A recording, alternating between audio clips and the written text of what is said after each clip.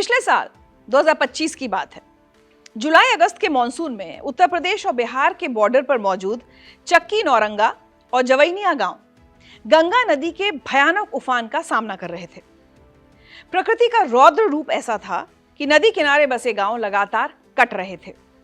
देखते ही देखते लोगों के पक्के मकान और खेती की जमीन हमेशा के लिए पानी में विलीन हो गई। सैकड़ों परिवार अपना सब कुछ खोकर बेघर हो गए। अपने ही इलाके में विस्थापित हो जाने का दर्द बहुत गहरा होता है। इसी भारी तबाही और दर्द के बीच 28 साल का नौजवान इन बेघर लोगों के हक के लिए खड़ा हुआ, जिसका नाम था भरत भूषण तिवारी। भरत दिन रात इन पीड़ितों को उनका हक दिलाने की लड़ाई लड़ रहा था। वो नौजवान सिस्टम से सवाल पूछ रहा था और लगातार प्रशासन को उसकी जिम्मेदारियां याद दिला रहा था। फिर 17 जून 2026 को कहानी में सबसे बड़ा मोड़ आता है। सिस्टम ने गांव के लिए लड़ने वाले इस युवा को हमेशा के लिए खामोश कर दिया। बिहार पुलिस ने इस मौत को एनकाउंटर का नाम दिया, लेकिन घटना के तुरंत बाद सोशल मीडिया पर वायरल हुए सरेंडर वीडियो ने बिहार पुलिस के दावों को कटघरे में खड़ा कर दिया। चश्मदीदों के बयानों ने पुलिसिया कार्रवाई को उलझा दिया है। वायरल वीडियो में साफ नजर आ रहा है कि पुलिस की घेराबंदी के बाद भरत अपना हथियार फेंक चुका था। हाथ खाली होने और सरेंडर करने के बाद भी उसे गोलियों से छलनी कर दिया गया। आज मैं इस फर्जी एनकाउंटर की सभी परतें एक एक करके खोलूंगी। आज के अनकही में आपको 5 सवालों के जवाब मिलेंगे। भोजपुर में जिसका फर्जी एनकाउंटर किया गया वो भरत भूषण तिवारी कौन था? पढ़ा लिखा भरत तिवारी अचानक बागी बनने पर मजबूर क्यों हुआ? 17 जून के उस आखिरी फेसबुक लाइव का असली सच क्या है जिसने पुलिस के सेल्फ डिफेंस वाले दावों की धज्जियां उड़ा दी? हथियार सरेंडर कर चुके निहत्थे शख्स पर 4 से 5 गोलियां क्यों दागी गईं? क्या यह महज एक एनकाउंटर था या अपनी फजीहत का बदला लेने के लिए किया गया कोल्ड ब्लडेड मर्डर? इन सभी सवालों के जवाब पुलिस की थ्योरी से बहुत अलग है। पुलिस के दावों और जमीनी हकीकत के बीच बहुत बड़ा फासला है। पूरी घटना और पुलिस की कार्रवाई को बारीकी से समझने के लिए हमें थोड़ा फ्लैशबैक में जाना होगा।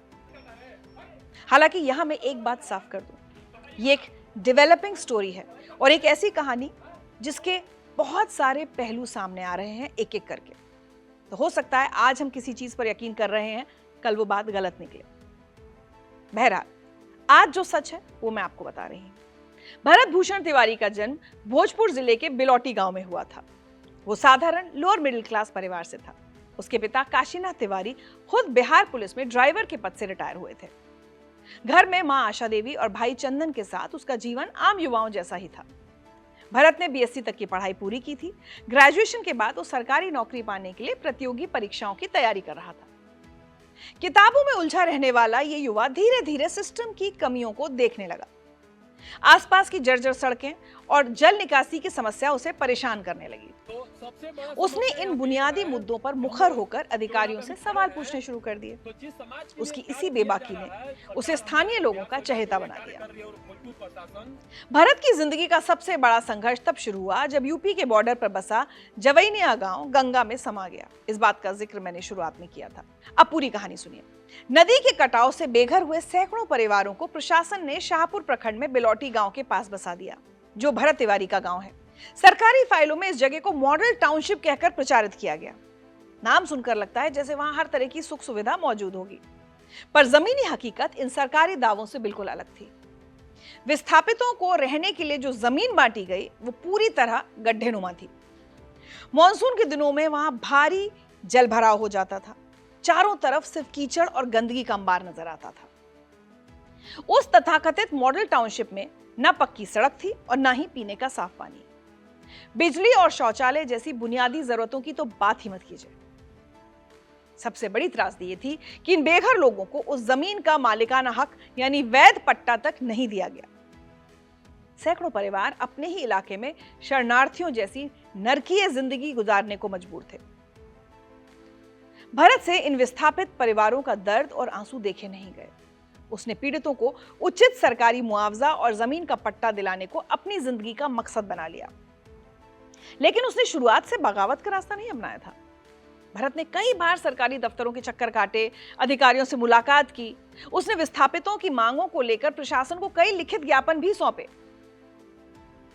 तब जाकर विस्थापित परिवारों तक बिजली पहुंची। चापाकल, रोड, बिजली सब कैसे आयल बा? वही दिया है, सब उनके वहाँ से सब आया है, बिजली, बत्ती, रोड, कल, झगड़ा को लड़ लड़ को वो सब दिया है हम लोग का, सब उनके उसके द्वारा ही किए गए प्रयासों से वहाँ पे बिजली की व्यवस्था हुई है, वहाँ कच्ची सड़क की व्यवस्था हुई है, एक चापाकल भी लगाया गया था तत्काल में। अपने जाति के लिए नहीं लड़ रहा था, अपने समाज के लिए। वो तो SC ST वर्ग के लोग, OBC वर्ग के लोग जो गमजीर गरीब हैं, दबे कुचले हैं, दूसरे जगह से विस्थापित है, उसका यही तो कहना था कि एक गड्ढे में से निकाल के दूसरे गड्ढे में इसको क्यों डाला जा रहा है। लेकिन मालिकाना हक फिर भी नहीं मिला। इसके लिए उसने नेताओं से बार बार मिलकर गुहार लगाई कि इन गरीब लोगों को जमीन का पट्टा दे दिया जाए, पर हर बार उसे सिर्फ कोरे आश्वासन मिले। नेताओं और अधिकारियों ने उसकी अपीलों को कूड़ेदान में डाल दिया। सारे ज्ञापन फाइलों के बोझ तले शांति से दबा दिए गए। जब दफ्तरों के चक्कर काटने का कोई असर नहीं हुआ, तब भरत ने सोशल मीडिया को अपना हथियार बनाया। उसने फेसबुक लाइव के जरिए स्थानीय नेताओं और अधिकारियों पर सवाल उठाने शुरू कर दिए। वो कैमरे पर बिना डरे सरकारी नीतियों की कमियां गिनाने लगा। वो लगातार पूछता रहा कि बेघर हुए किसानों का हक कौन खा रहा है। भरत की बेबाक आवाज बहुत तेजी से लोगों के बीच गूंजने लगी। उसके लगातार होते फेसबुक लाइव ने प्रशासन को परेशान कर दिया। हुक्मरानों को लगने लगा कि ये नौजवान उनके लिए मुसीबत बन सकता है। बार बार की अनसुनी और अधिकारियों की अनदेखी ने भरत के मन में सिस्टम के खिलाफ हताशा पैदा कर दी, और वही हताशा धीरे धीरे उग्र रूप लेने लगी। सिस्टम से लड़ते हुए खुद को शक्तिहीन महसूस करने वाले भरत तिवारी का धैर्य धीरे धीरे जवाब देने लगा। लाचारी ने उसके अंदर गुस्सा भर दिया। यही गुस्सा 15 जून 2026 को ज्वालामुखी बनकर फट पड़ा। भरत ने फेसबुक लाइव पर क्रांतिकारी युद्ध छेड़ने का ऐलान कर दिया। यह पोस्ट किसी आम शिकायत जैसी नहीं थी। उसने जगदीशपुर के SDM पर बेहद तीखा हमला बोला। भरत ने प्रशासन को खुली चुनौती दे डाली।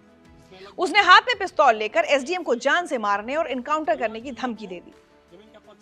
भरत का दावा था कि प्रशासन उसकी आवाज को हमेशा के लिए खामोश करना चाहता है। उसने कहा कि अफसर उसे पागल और देशद्रोही साबित करने की साजिश रच रहे हैं। सोशल मीडिया पर हथियार लहराने और धमकी देने वाला वीडियो आग की तरह फैल गया और पुलिस महकमे के लिए बड़ी चुनौती बन गया। शाहपुर पुलिस तुरंत हरकत में आई।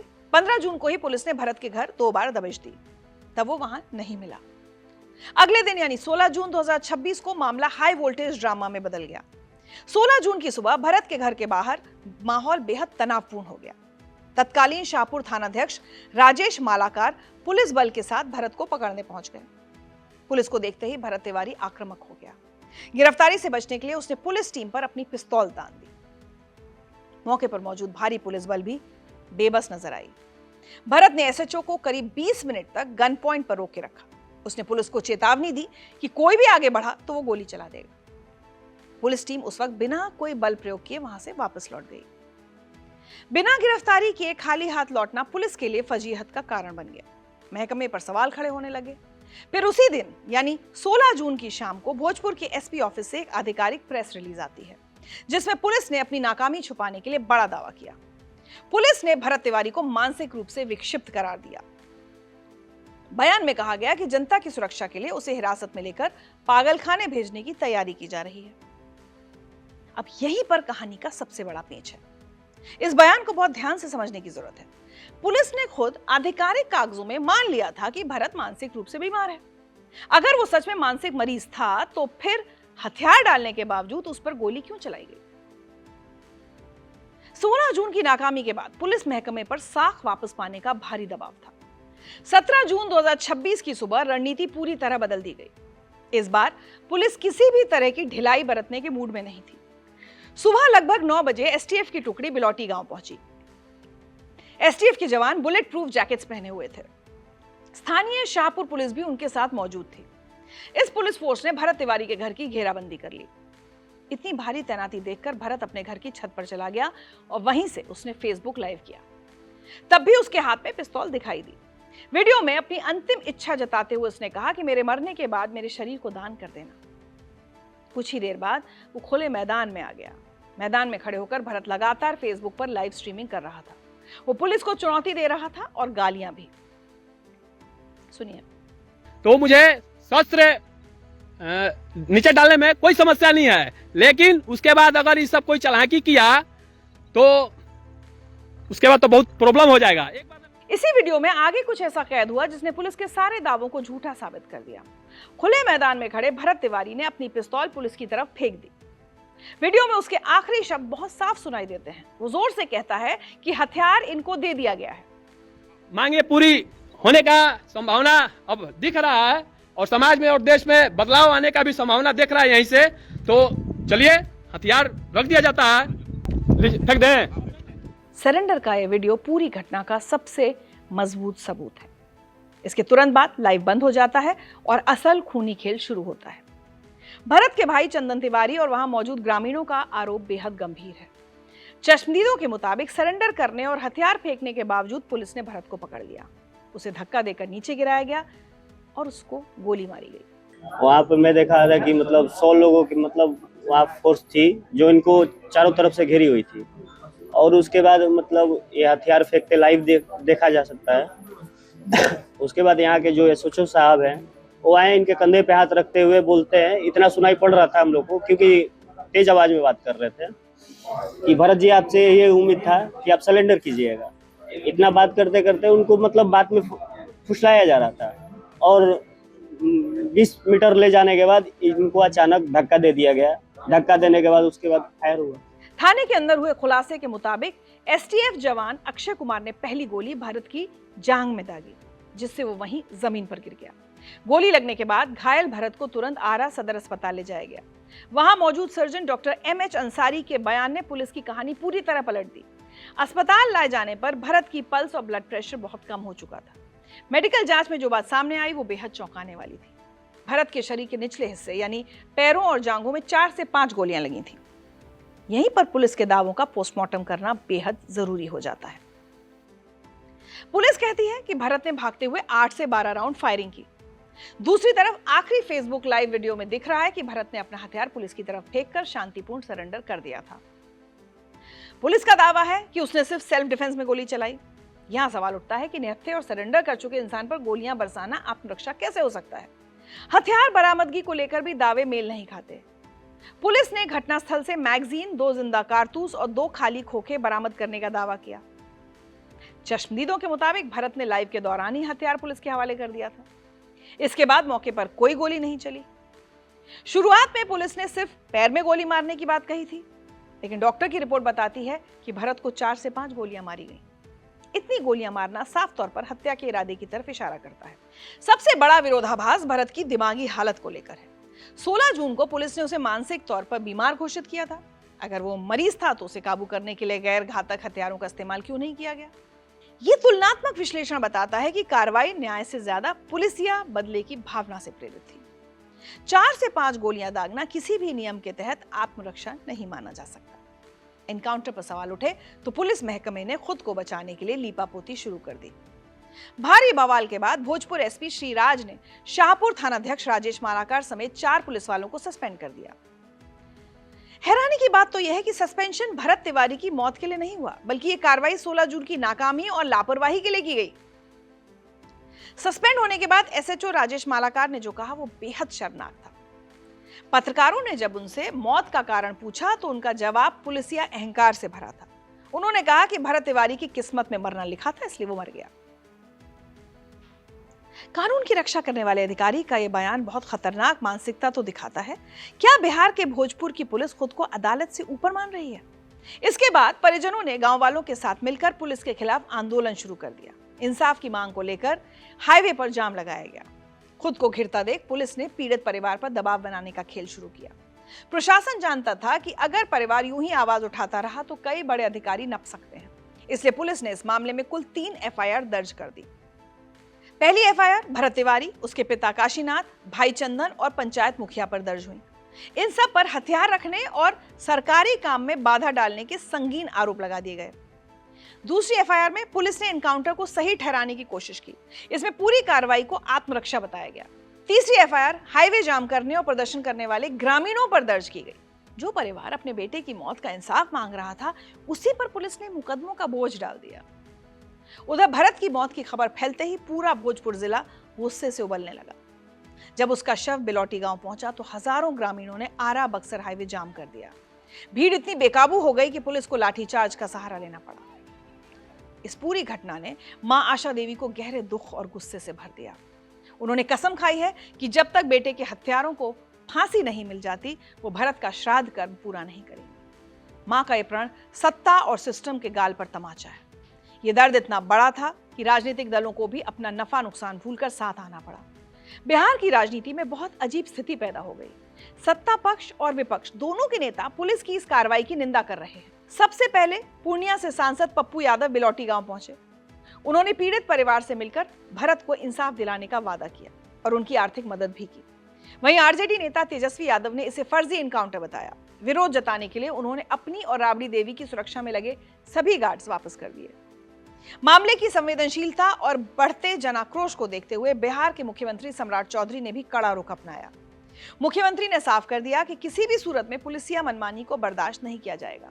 हालांकि इससे पहले उन्होंने 16 जून वाले वीडियो पर कहा था कि मैं सवेरे से इस बात को लेकर चिंतित था कि मेरी ही पुलिस पर कोई हथियार तान रहा है और पुलिस कार्रवाई नहीं कर रही। लेकिन जब 17 जून वाले वीडियो की सच्चाई सामने आई तो मुख्यमंत्री के सुर बदल गए। उधर बीजेपी नेता अश्विनी चौबे ने भी पुलिस की भूमिका पर सवाल उठाते हुए एनकाउंटर को हत्या करार दिया। सुनिए। पूरी तरह से अन्यायपूर्ण और यह एक अत्याचार और एक योजनाबद्ध षड्यंत्र के तहत उसकी हत्या की गई है भरत की। दूसरा वीर के रूप में इस लड़का ने गरीबों की आवाज उठाई। ये कोई लोग कहते हैं ब्राह्मण मार, उस लड़का ने किसी ब्राह्मण के बारे में नहीं आवाज उठाई, वो लड़का गरीब लोगों की आवाज उठाई है।